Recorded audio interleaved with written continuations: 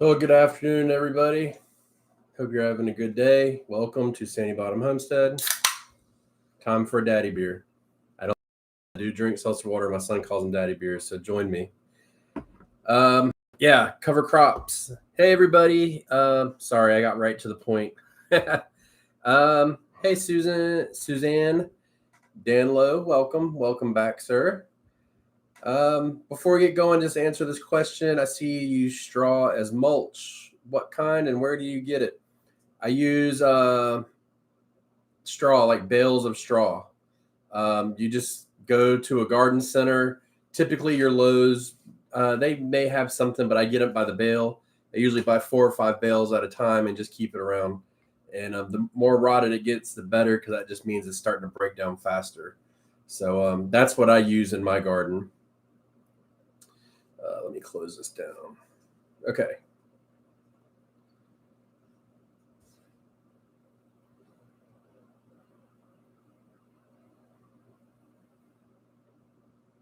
Hey, Brian, how's it going? Sorry, I was catching up. Okay, cover crops. This is the fun part. I'm going to, just so you know, I don't have everything memorized, but I'm going to be referencing my, I don't really have a favorite website for buying cover crop seeds, but I do use, and I'm not affiliated with them. I wish I was. I use American Meadows. So I use those, and it's just because their website's really easy and it has a deep knowledge base in. They're a little bit expensive, but it's kind of an all for one for me. So I can get in there and you can, filter out. They kind of specialize in cover crops, wildflowers, and stuff like that. Hey, Musgrave from Oklahoma, thanks for coming in. Oh, big news. I guess we now are officially, by the government standards, a farm here. So there's that. Very interesting. Jeff, my favorite is buckwheat as well. So we'll definitely get into that a little bit. So the question with cover crops is, do you even need them?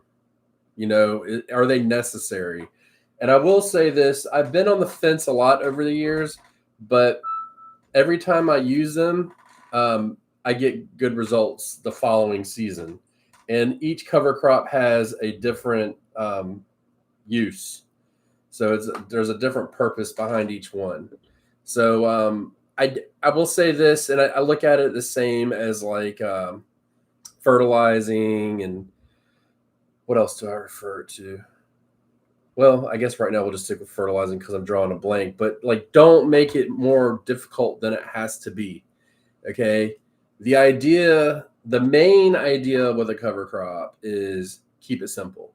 Keep the soil working constantly. There a lot of times the things with cover crops is they don't really take from the soil; they add to it, and there's different things that they add. So you may get aeration, you may get a nutrient uptake, you may get a nutrient left over. You're getting organic matter if you do it correctly. There's a lot of different things you can do. I know this year y'all saw me do the buckwheat in my garden, and I use it pretty heavy. So and we just were recording a podcast earlier, and I said on there, from now on, every year after I grow my potatoes, I'm going to put buckwheat behind them, like immediately. Pull the potatoes out, plant the buckwheat, and then it's done. I think that's the best way. The only reason why I didn't do that this year is because I didn't have the seed. There's a place locally here that will sell a pound of it for like $4. The problem is they don't sell it until like August. Well, when you earlier in the year and you saw it got tall, but when you do it in August, it stays really low. And so I want it to get really tall. So when I chop and drop it, then I get more matter to put back in. Or if I chop it and move it somewhere else, like I did this year, I still have more organic matter to break down. So that's why I wanted to do it earlier. And I was a little disappointed that they didn't get it in until August.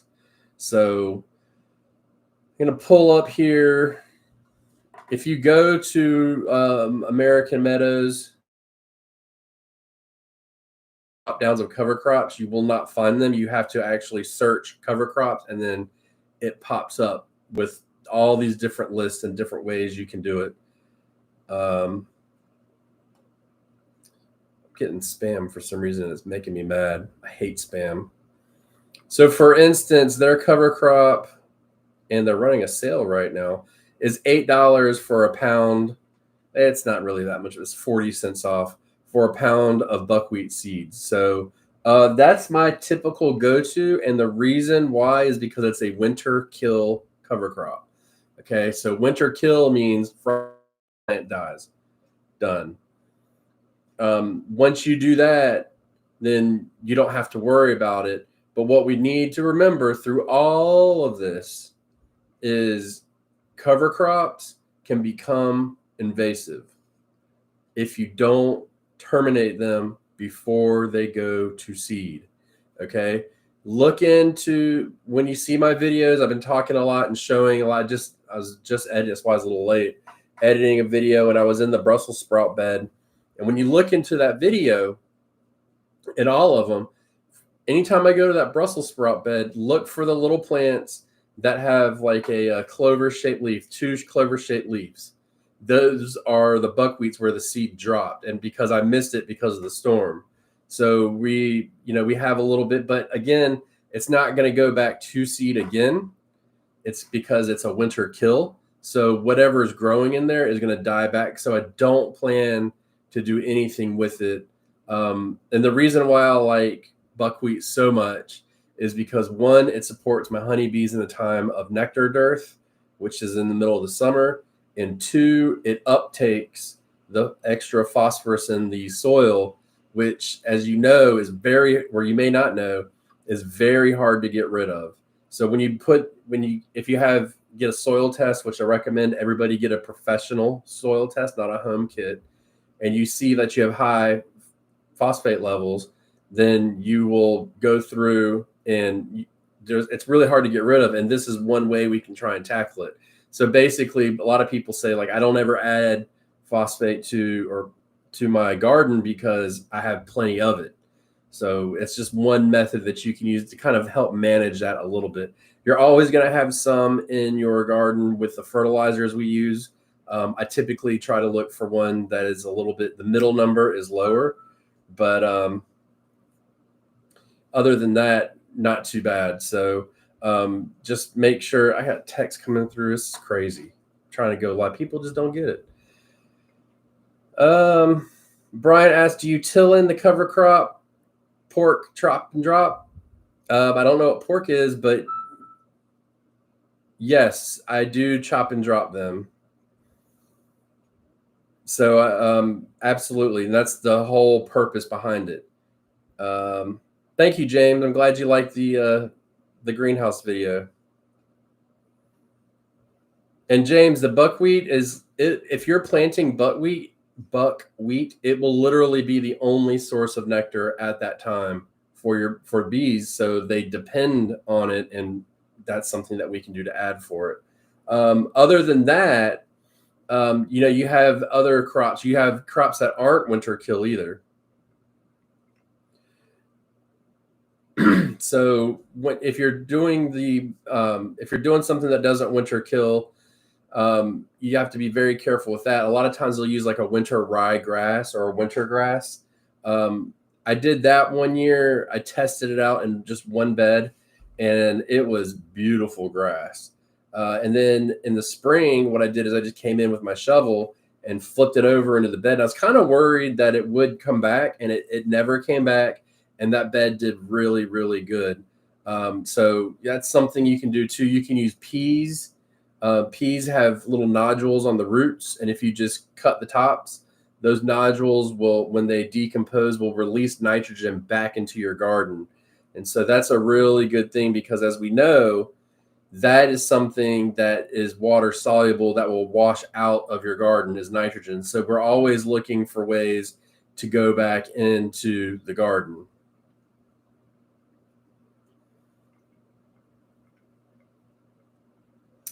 All right, I got this spam thing coming up and it's killing me, but I think I blocked it. So, we use different things like that. And if you go to that page, you can kind of look over it and see they have different categories, different zones, stuff like that you can do. So what I do is I just put in my zip code because I don't do zones and see what pops up that are options for me that are good. I have 56 options. And so you don't have to get like one certain seed. You can get a mix. They have different mixes. They have pollinator crop mixes. They have fall crop mixes. They have all kinds of different things. And like I said, I don't get too much into it, but what I know is clover will add nitrogen back into the soil. Buckwheat takes up the phosphorus, and peas will add nitrogen back into the soil too. And the grasses, I'm not sure what the grasses do off the top of my head. I have to go back and look. Let's see here. I mean, look, y'all know that I put alfalfa pellets in my garden, and they have alfalfa seeds. And they have a bunch of other stuff too that I wouldn't really mess with. So it was wheatgrass is what I used that year. And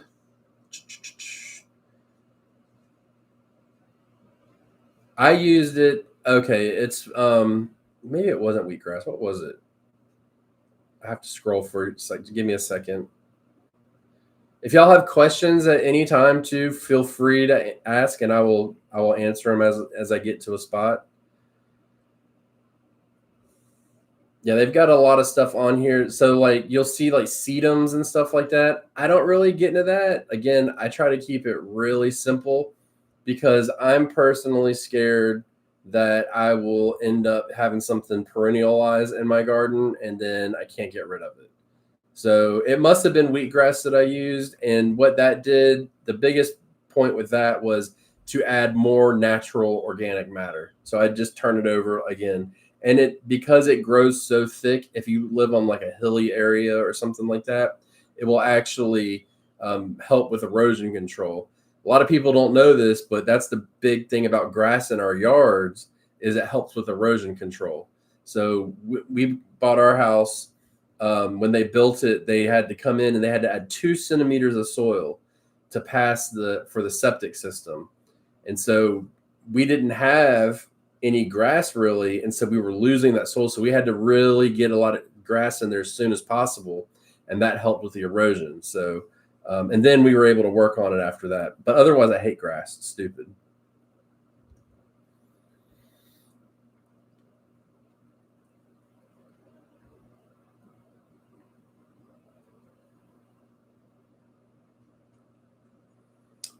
James, I'm not sure what a Mino pearlid grain is, to be honest. And again, this is something, I will parrot things that I've said on the podcast and even in places on this channel a lot. When it comes to learning things on the internet, you can get very deep into the weeds, no pun intended, and it muddies the waters a lot. So again, like this year, I put the fall cover crop mix in, and so what that has in it, it has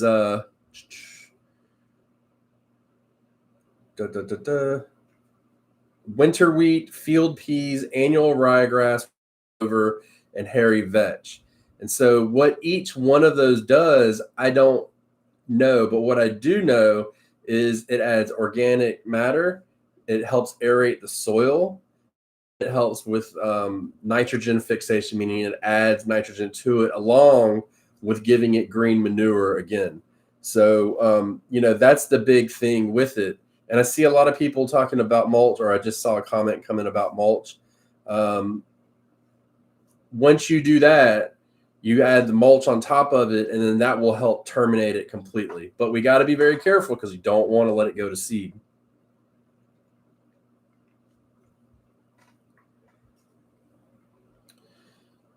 Connie, if you put straw down on your bed and you got grass, you put hay down. And let me tell you about that. I came on here years ago and I said, I use hay in my garden, didn't say straw, and I got lit up, buddy. You would think that I had just cussed out the Pope. Um, Look, it is what it is. But if the difference between hay and straw is straw has the tops with the seeds cut out of it, hay has it all in there. And I think actually it's wheat straw is what I use. And if you go to a garden center and they sell it by the bay or by the bale, all you do is you say, "Hey, I need some straw for my garden," and then they automatically know what to give you. So, but hay has a lot more nutrients to put back into your garden, but you're going to get grass from it because you're essentially laying down seed.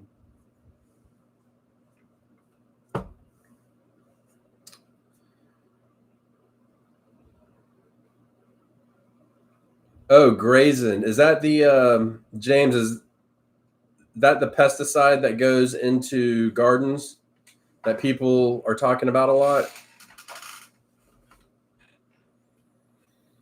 Yeah, Jeff. So that's the thing with cover crops too, is when we're using them, we don't want to necessarily look at them as if we're going to grow them to fruition to their full beauty. Um, that's something that you don't want to do with cover crops. We want to cut them down when they're young, right? The buckwheat, like I did with it, letting it flower, was a little bit of an exception because I wanted it to flower for the bees, which meant seeds were going to come. So I had to time it out and really pay attention. And I missed it by like 2 days. Um, James, as far as for grazing goes, I'm not I haven't dealt with that. So I don't know. I don't know about grazing. I know once it gets in your soil, it's really hard to get rid of. So it's I don't know what to do about that, to be honest. I know a lot of people are worried about residual pesticides being on mulches and stuff like that.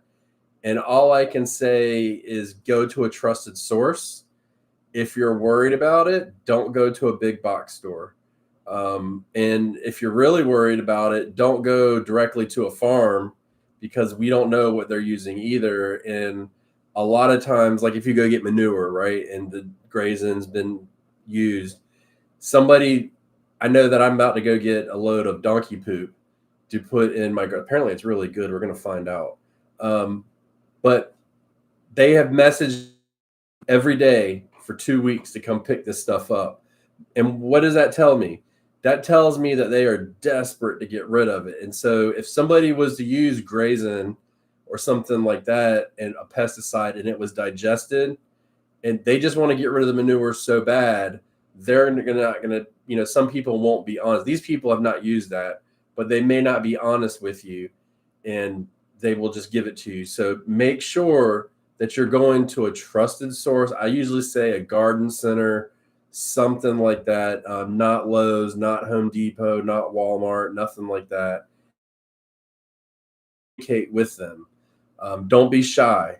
Ask questions because they're going to tell you one way or the other.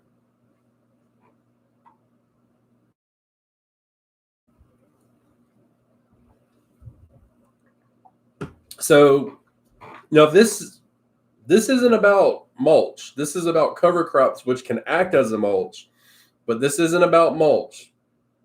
So I don't really want to focus too much on that. I want to focus on the cover crop aspect of it. So I'm using, again, hairy vetch, ryegrass, winter wheat, field peas, and in the same bed, I actually threw out the buckwheat again. And it's funny because the buckwheat grows so fast that it over. So what does that mean for me? So that means next year, if I want to do like a fall cover crop mix or something like that, I won't be mixing them together. But it's not the end of the world because fall cover crops are generally, like, what do we know about peas? Peas are frost hardy, right? So winter grass, frost hardy. So when the frost comes and the buckwheat dies, guess what's going to be left? And then I'll be able to see what's going on out there. And so then we can take advantage. We can kill all the crops that we need to. We can leave them, and it will help to build that soil. Now, I put that stuff down because at the time I wasn't totally sure that I was going to move that garden, but now I am because I have soil compaction issues. So I'm not really overly concerned about it, and I'm hoping that the buckwheat will go to seed, because what I'm planning to put in that area is a variety of wildflowers, but mostly a patch of buckwheat and a patch of goldenrod. That's what I'm looking to make. And everybody's like, goldenrod's invasive, it'll take over. Good, let it take over. I don't care. So that's what we're looking for. That's what we're going for over there. We'll see how it goes. But otherwise, you just make educated decisions and go through and think about, what do you need to use for your cover crop? What is your goal with a cover crop? Is it just to keep the soil active? Then do whatever you want. Are you not wanting to go out and terminate it? Then get a winter kill. Are you wanting to be really hands-on with it and on top of it? Go for it. Get something that's not winter kill. Get something that can seed easily. It may get the benefits. Again, my main purpose was to keep the soil active. And when I mean active, I mean without weeds growing in it, because it helps with weed suppression, right? You put that buckwheat in there thick, you put that crown vetch in there, you put that grass in there, and it will choke out the weeds. And that's what I wanted. So as they go and they grow, then it chokes out the weeds. And then when I kill it, I don't have anything left. And that's what I want. So you can see how we work through this and we start using it to our advantage. Now, being that I'm going to do my potatoes next year, chase it with buckwheat, kill it, and then plant it, I'm not going to drop it in that bed. But what I'll do is I'll chop it and I'll drop it somewhere else. And so typically this time of year, like this year, the rutabaga bed failed. We're basically going to let that one rest. So we would chop it and then drop it over there. You can add it to your compost. I could feed it to my chickens if I really wanted to, which I don't really need to feed anything, and then they get enough crap as it is. 25 kilograms. That's 50 pounds, if I'm not mistaken, roughly.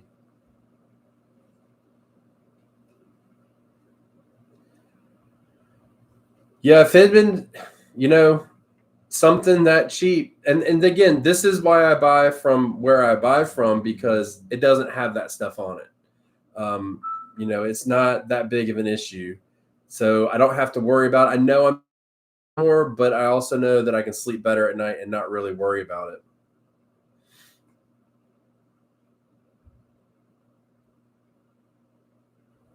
Yeah, so Jeff, same thing. If it will go to seed and you're going to get some, but the root system on some of these is so shallow. Like goldenrod, everybody says is really invasive. And the reason why we're doing that is to support our bees in the fall, just another nectar source, because we can get some more honey. But it's the roots are so shallow that you can just pull them up easily. Same with the buck. I'd probably get 30 plants in each one, and you can just pull them right out. Versus a dandelion that's got like a taproot or something like that. We don't have that issue, so we can get it all, take it out, move it around. You can terminate it however you want. If you grow like I don't recommend doing cover crops like mixed in with stuff that you're growing, for the simple fact of when it comes to terminate them, like you can go out there and terminate them, and you can just take a weed eater and just zip them down, and then you've kind of cleared that whole area out. So James, did you get a deal? I mean, you're talking about glyphosate and grazing, so I don't know. And the thing is you can get stuff like overspray and stuff like that from those nasty chemicals. I think if the seed had glyphosate on it, I don't think that's as big of a deal. But again, that's why I use the American Meadows. And I'm not, like I said, I'm not hung up on them. Probably in the years to come, as I get more and more comfortable and get a bigger repertoire of different cover crops that I'm using, then I will probably graduate and just look for places that I can get seed cheaper. But I've started out and I've used a couple different ones, and each year I'm trying to add more and see how they grow and how they move within my garden.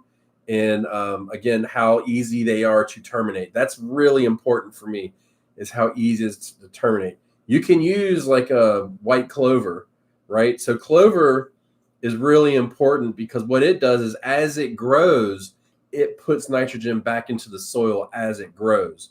And I'm talking about the clover in your front yard you probably got. The stuff you lay on the ground and look for four-leaf clovers and stuff.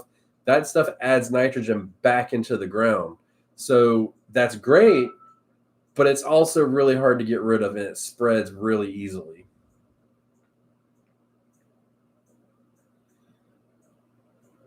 Connie, what does a wildflower look like that you get in the fall?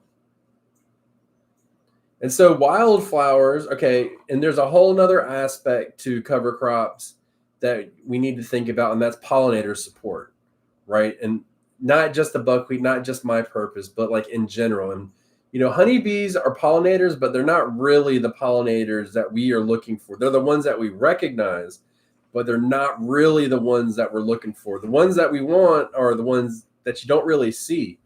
And believe it or not, there are a bunch of different species of wasps that are the biggest support of pollinating crops out there, and some of them are very, very small. You'll never see them. So we want to put stuff out there that will help. And a wildflower garden like that, they have a pollinator mix on there. Let's see what's in their pollinator mix. I have a feeling I know, but I'm not going to guess. Let's see here. It has in it legumes, clover, alfalfa, vetch, and sandfoin. I don't know what that is. And all of them have small flowers. And so the deal with this is, and like zinnias, do any good. They don't do anything. Their nectar, their pollen that they produce does not have the nutrients in it to support pollinator life. You will see bumblebees and stuff on them, but it's not really got the right makeup in it. One thing that we also use is basil. Basil's really good for this because it has the flower, when it bolts, creates the protein that can actually be consumed by insects and used to rear brood and feed the young. So we use in our mixes and stuff like that. We put some basil out in different places this year, and it really did help. And you can see, for instance, I went into last year. My neighbor had a lot of basil, and it was all bolting, every single plant. She's Asian, so she eats a lot of basil. And I went into my hives, and I was seeing this light green pollen that they were collecting, and I was trying to figure out what the pollen was, because a lot of times as you beekeep, you look at pollen and you can identify where it's coming from, and I couldn't figure it out. Went over to her house, filled with bees, filled with them, and every single one of them had light green pollen on their sacs. So I came back and looked it up, and it was one of the few plants that we can grow that will help support pollinators because of the protein makeup within that pollen. So, not all flowers are created equal when it comes to a pollinator mix. So think about that. And generally speaking, the less showy the flower, the better it is to support the life of the other pollinators. So if that's something you're interested in, which a lot of gardeners are, definitely look into that. But, the buckwheat, the peas, stuff like that, peas, when they go, they fill with flowers. The problem is the peas aren't winter kill. So even if you do get really cold, there's still a period of time where you're not, and those peas are going to cruise right through up until the very end, and they're going to drop seeds, and those seeds are going to hold over. So you got to be real careful about that.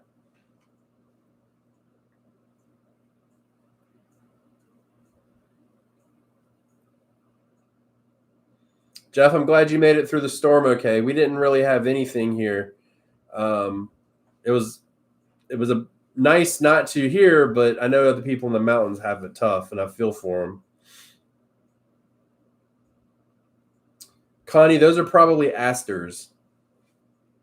purple, blue. There's different varieties, but asters usually bloom in the fall, and they're really good for pollinators.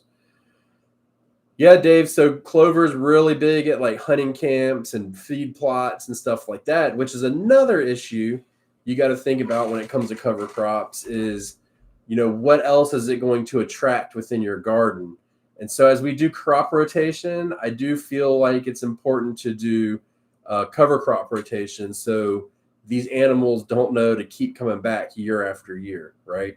So a lot of what we want, and to keep it really simple for cover crops, is you want green manure and you want organic matter. That's what most are doing for cover crops. And if that's the case, rotate them out. Just don't ever keep the same one growing, especially if you find like one that a deer likes or something like that.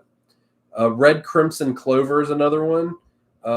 Benefit of that is supposedly the red flowers have anti-cancer properties to them. If that's something you're into, if you're into like herbalism and stuff like that.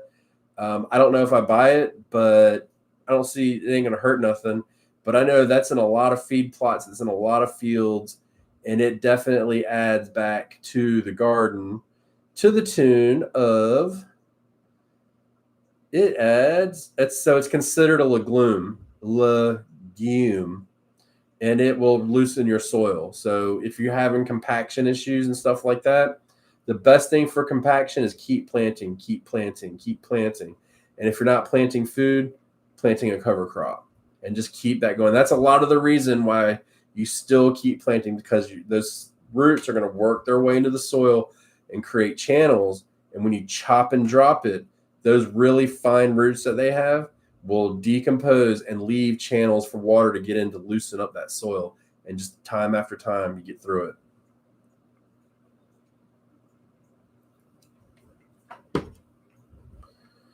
Okay. So there's a lot to cover crops. It can get very, very technical. Again, keep it simple and recognize what you want to grow. But I suggest that, as you rotate beds and you let beds rest, cover crops are really good to put in there, and you can get a lot out of them. You can support pollinators, rebuild soil, create aeration, all that stuff, and ease the load on you for the next season. Adding that matter. So especially for a winter kill, the buckwheat comes, it gets 3 feet tall, and you chop it, it drops, you let it sit over winter, it's going to break, and then you mulch on top of it. On top of that, it's going to break down, and it won't even be there, and it'll be right in your garden. You're composting in your garden. Beautiful. It's not the most popular subject because it seems very technical, but it is very important, and I think it's something that we all use in our garden a little bit more, each season to improve it. So at this point, if you guys have any questions about cover crop or whatever, I don't care. Go for it.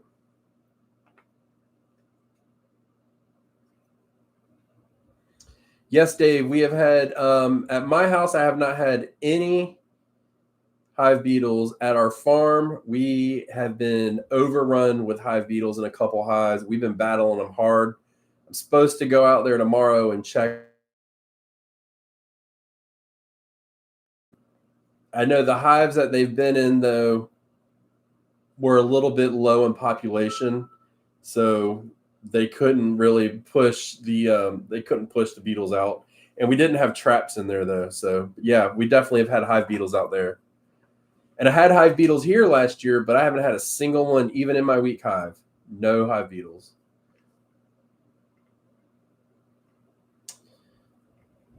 Flowers as pest control? No, I do not. There was a study. So marigolds is really popular. And I've often thought this. I used to plant a marigold in every bed. And they said that in order to get the effect of the marigolds to support the tomatoes, you had to have a field of marigolds next to them. And so I stopped adding them because it was just taking up space for me to do it.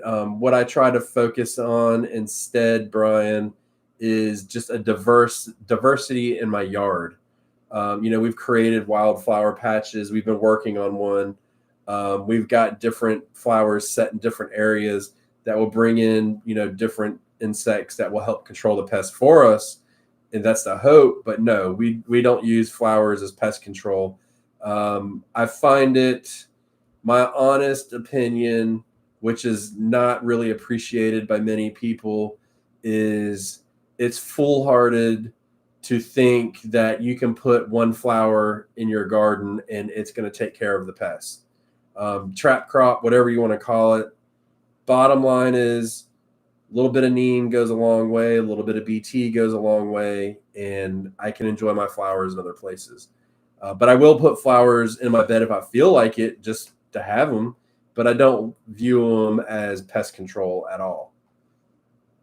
Because when I do it, I still get pests.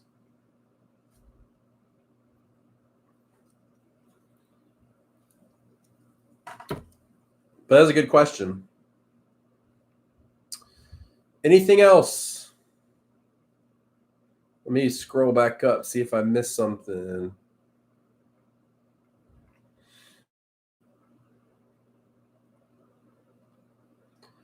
James, I see your comment here about cutting down the plants and saving the seed.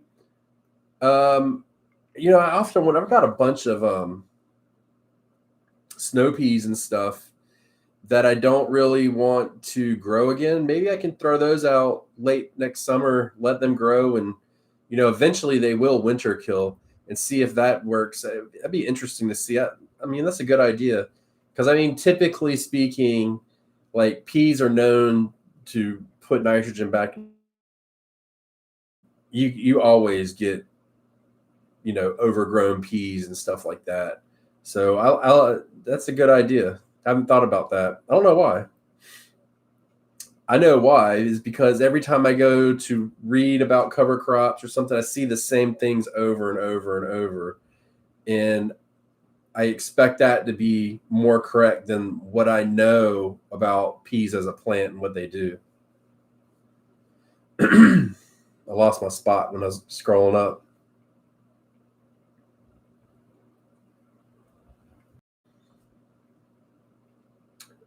Connie, I want to go back to your grass in the mulch. I don't know if you're still here or not. I did have, so when I get my bales, I typically let them sit out, and they will, the bales will actually have grass growing out of them. Some, not much, but I still use it. I just look at it as I pull it apart. It's not a hospitable environment for the seed to grow, and it'll actually terminate itself. So I have used that.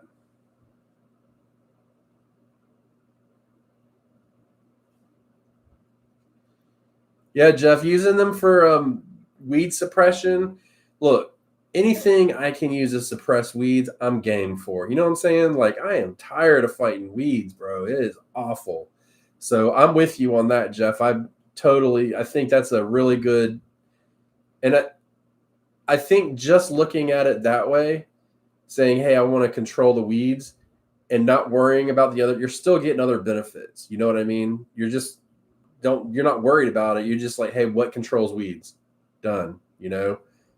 And buckwheat is very common to see. One reason why we're putting it out in where the wild garden is going to be moved from is because it'll reseed itself. I already know it's going to reseed itself. So basically, I put it down, and the theory is once it drops seed, it should always be there, and it grows fast. Like a week, and it's already got true leaves.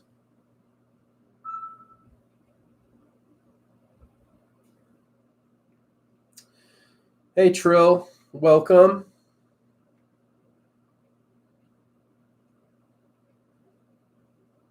Trill, if you only have containers and you want to do a cover crop, again, it's basically anything we've talked about. Containers. All right, so there's three types of gardening. There's in-ground, there's raised bed, and there's containers, generally speaking. Each one is the same, just stepping down to a smaller level. If you want to put buckwheat in there, you want to put hairy vetch, you want to put clover, whatever you want. The benefit with U-Trill is if you use that, you can, and it gets out of control, you can just dump the pot out and start over. At the same token, what is the purpose of the cover crop in the container? What do you want that to be for? If you want to answer that, we can work through that.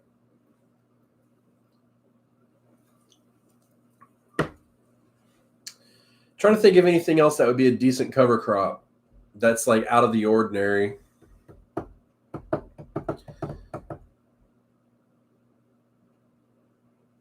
Yeah, if you want to, okay, so bring life to the soil,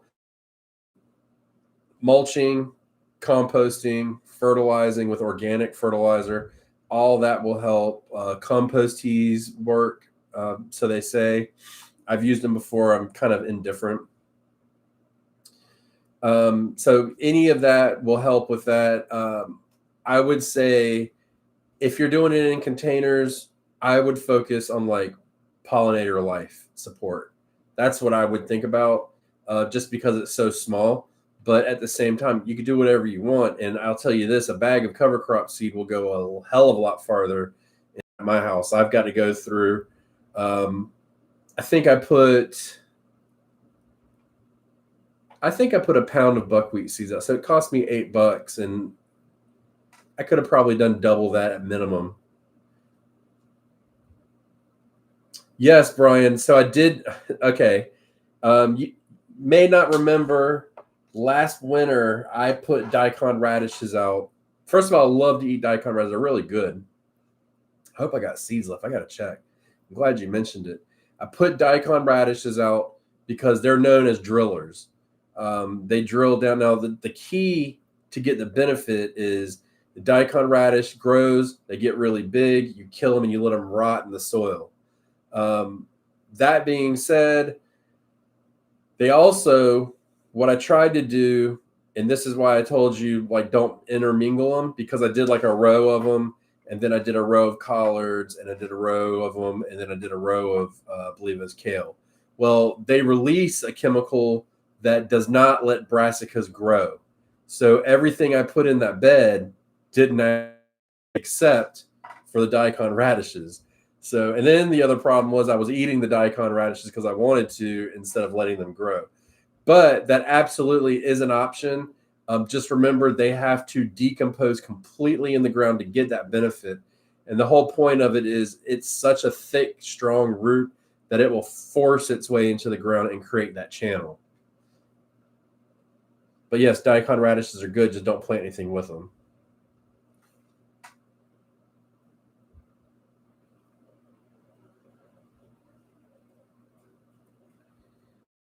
Very familiar with Chicago weather because of the podcast. And winter rye, it may live through the snow. It's possible for that.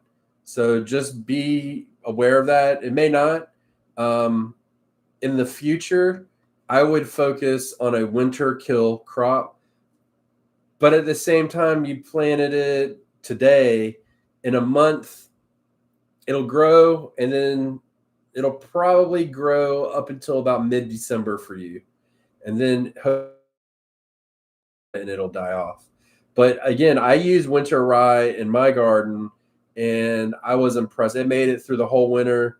I was worried I was going to have to get the lawnmower out and cut in the raised bed, and I just flipped it over, and it was fine. So when you get it in the spring, if it's still there, just flip it over into the bottom of the pot, and it'll be good.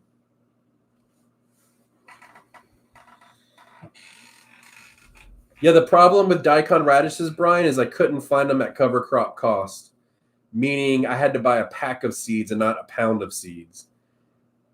That was the issue I had. I've been toying with adding buckwheat to our seed shop, but the problem is the shipping, because you buy it in bulk, basically buy it by the pound, half pound or whatever. The shipping may be a little bit out of control, so we're thinking about that, but I'm not sure.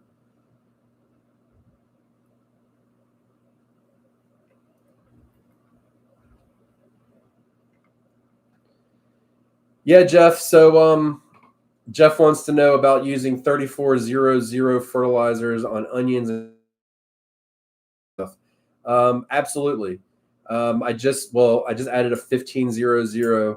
And from what I understand, the number doesn't really matter. But yes, I use the strong stuff for those exact crops because they are nitrogen hungry. That corn. What else do I use it for? Lettuce, garlic, kale, collards, anything that's greens. I absolutely use the strong stuff. What I'm using now is 1502, but still plenty strong. And I can't remember. I've got another one that I haven't put out. Let me see if I can look up the.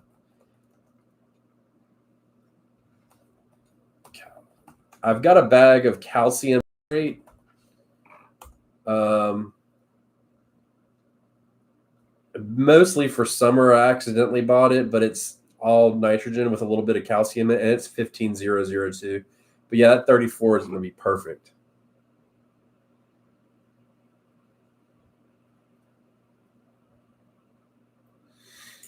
Yeah, anything high nitrogen, absolutely big. Brussels sprouts, absolutely. Yeah, I just today. I mean, well, the video comes out tomorrow where I say I was going to feed today, but I fed today with the 1502, and then I came back yet last week and I put another dusting of. I'll give you. Let me look up the numbers. Y'all got me googling all kinds of stuff here. I just put down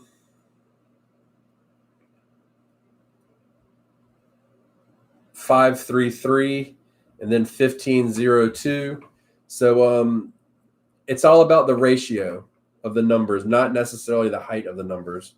So just think about it that way. Blood meal is really high. It's really good. The only problem is it brings pests into the yard.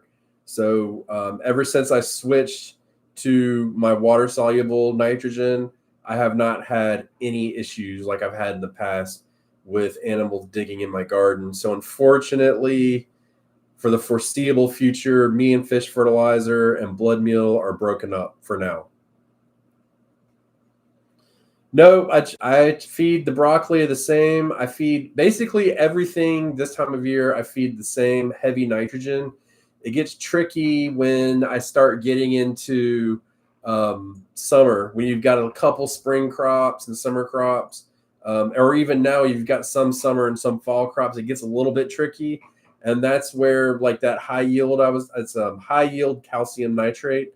I don't know if it's organic. I don't think it is. I know, shoot me. Oh my gosh. I've said before that I'm not necessarily like all organic, most like 99%, but yeah, it's not organic. You can put that in by the tablespoon around and it'll feed. So, if you have to do some kind of spot feeding or something like that for certain plants, it'll definitely do it. But that Chilean nitrate that I'm using, and I believe there is another calcium nitrate that is organic that I will probably purchase after I'm done with this small bag that I got of the calcium nitrate high yield non-organic. You can just put like a tablespoon around, and when it rains it'll feed them immediately, and then that will help. And then you can do that to spot feed for individual plants. Yeah, summer veggies, I will give them high nitrogen at planting.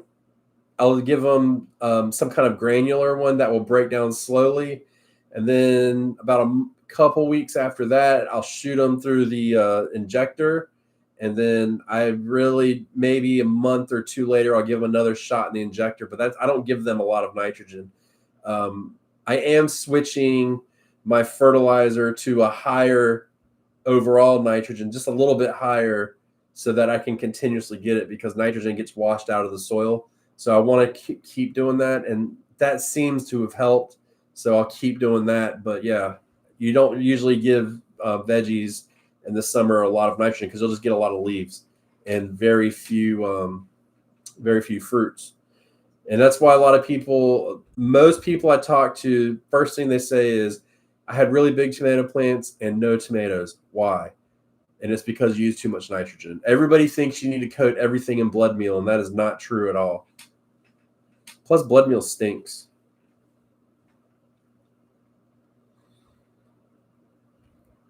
All right. The next live, we've got overwintering plants and planting a garden. Any other ideas for the next live? Again, it's up to you guys. I don't decide. And if you don't speak, you can't complain.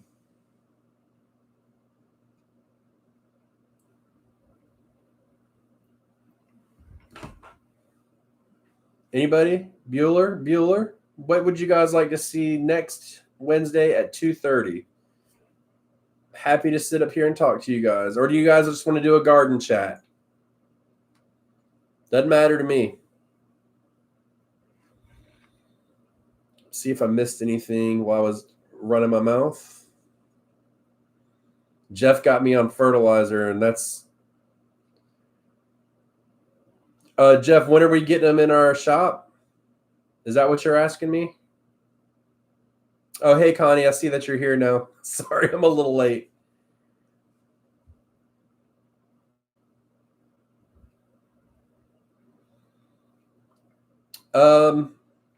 That table right there is filled with seeds that I'm packing. So we're aiming to get them listed within the next month.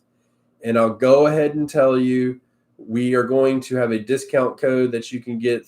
We'll announce it on the podcast, which is the Backyard Gardens podcast, if y'all don't know. And then you can use that to do, and we have free shipping, $35 and over.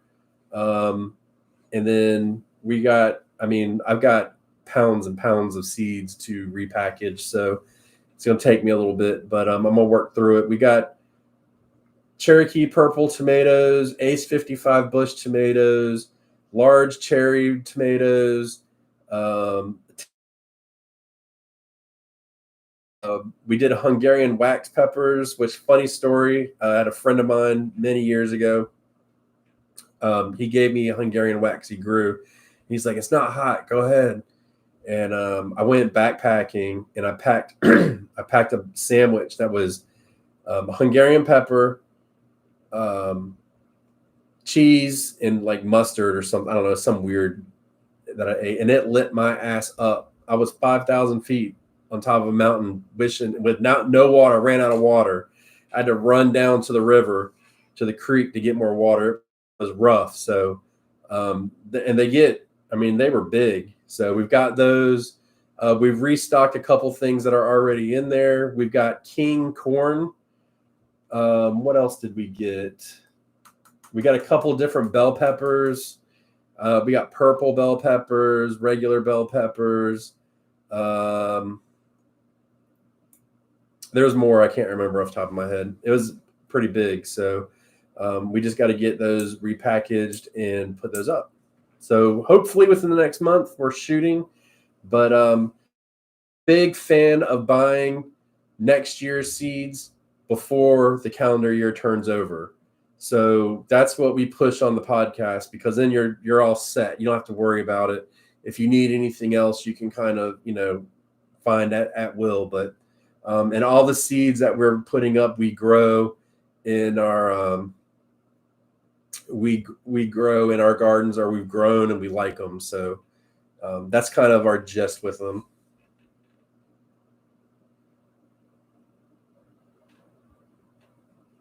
Yes. I set myself a budget for seeds every year, so I can't do that. But I'm planning on doing a fair number of flowers next year, so we are going to start those as well.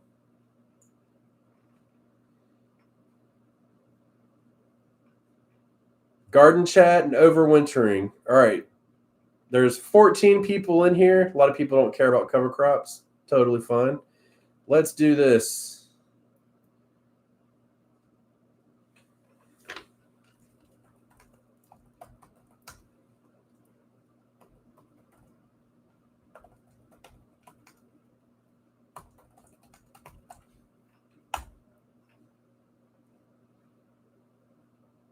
There is a poll. Go for it.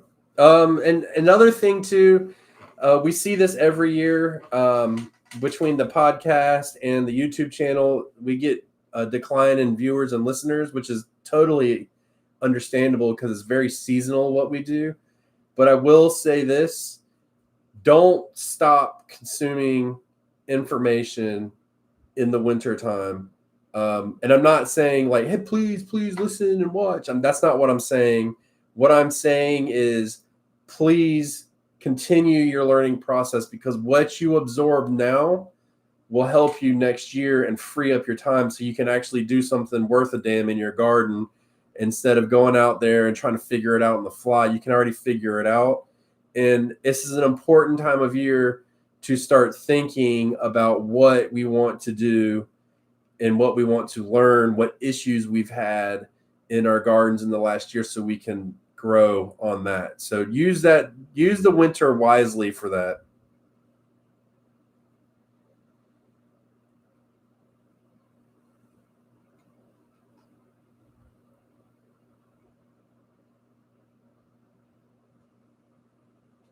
Hey, Jeff, who's Tim? I know you didn't mean to write that, but I don't know who Tim is.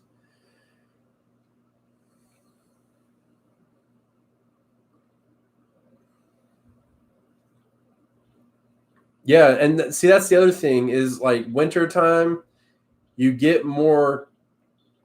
We're not in the gardens. We're not working it as much typically. So we have that option to kind of be open and have our minds free.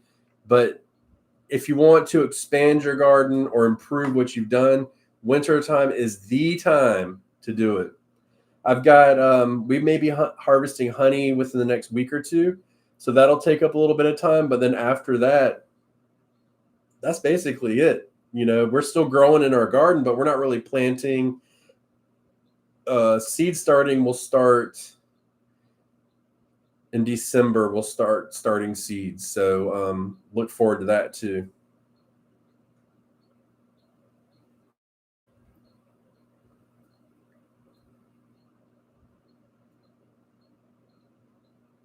All right, let's see what the poll produced. How do I pull up the poll? In poll. And there's the results. 3 people voted. Y'all can't complain. Garden chat. So it'll be open to anything. I like the way Jeff thinks. He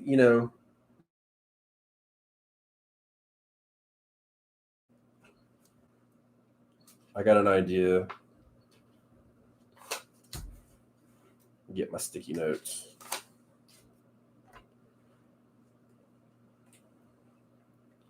All right, everybody. That's cover crops. I hope you guys do use them and look into them. If not, just read about them a little bit and see what you can use in your garden. Hopefully, you can find use for them, and it'll work out in your favor. But everybody have a fantastic day. Have a video out tomorrow.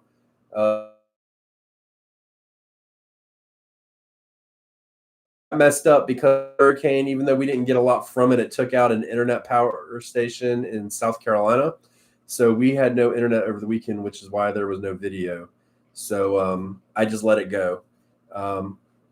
It's nice to have a break.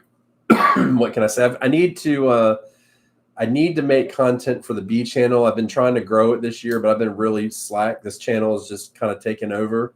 So I don't mind. I like talking about gardening. Clearly, it's what I do.